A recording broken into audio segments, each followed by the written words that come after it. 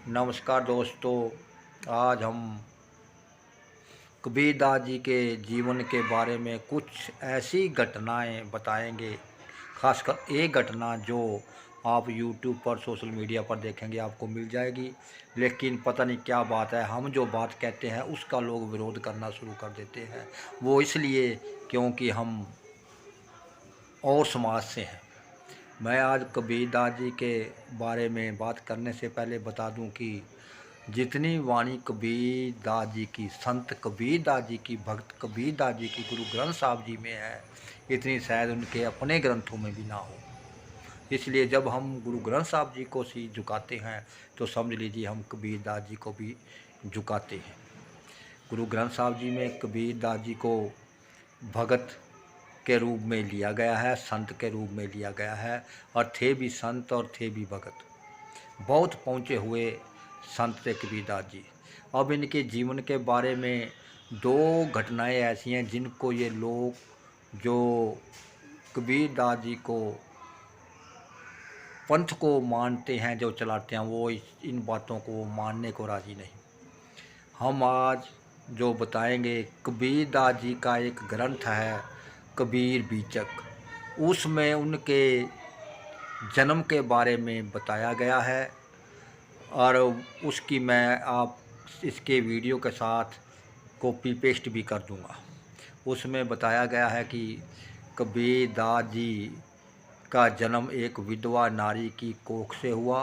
उसका नाम ती था और वह रमानंद जी के आशीर्वाद से वह बच्चा पैदा हुआ, जो बड़ा होकर कबीर जी, भक्त कबीरदास जी बने, कहलाए।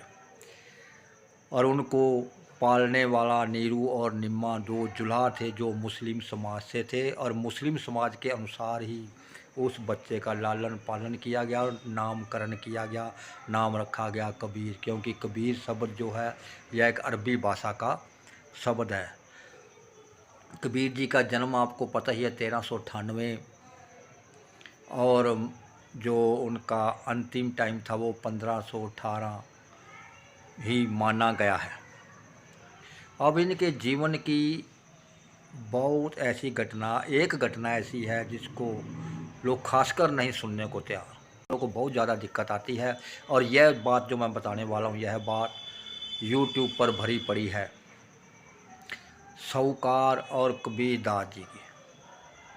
कहते हैं कि कबीरदास जी भक्ति लाइन में इतने भक्ति में पड़ गए, जिन्होंने राम नाम से भक्ति की, भक्ति घर गृहस्थी छोड़ दी, भक्ति लाइन में पड़ गए, तन्ना बुनना भी छोड़ दिया। या गुरु ग्रंथ साहब में भी लिखा हुआ, तन्ना बुनना तज्या कबीर, हर का नाम लिख लिया शरीर।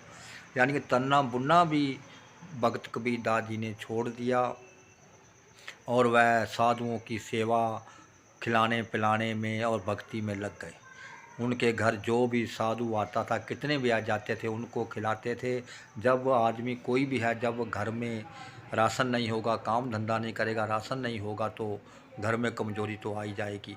जिस साहूकार से उधार लाया करते थे कबीरदास जी, उस साहूकार ने जब एक दिन सुना कि जब माता लोई, जो कबीरदास जी की पत्नी थी, वह सेठ के पास उधार लेने के लिए गई, तो सेठ ने उधार देने से मना कर दिया और एक शर्त रख दी।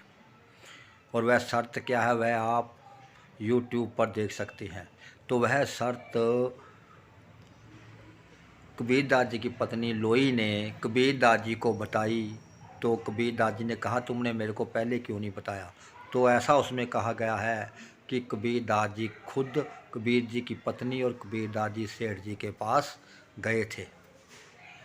अब ये घटना मैं खुलकर नहीं बता सकता, क्योंकि इस पर वीडियो बहुत हैं, आप खुद देख सकते हैं।